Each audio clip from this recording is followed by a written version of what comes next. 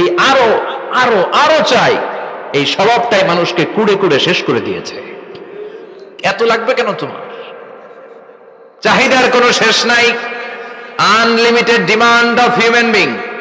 যার আছে বেশি তার চাই বেশি, যার সাইকেল আছে তার হুন্ডা চাই, হুন্ডা আছে তো প্রাইভেট কার চাই, প্রাইভেট কার আছে তো প্লেন চাই, প্লেন আছে তো হেলিকপ্টার চাই, হেলিকপ্টার আছে তো ওইটা চাই, ওইটা আছে তো সেটা চাই।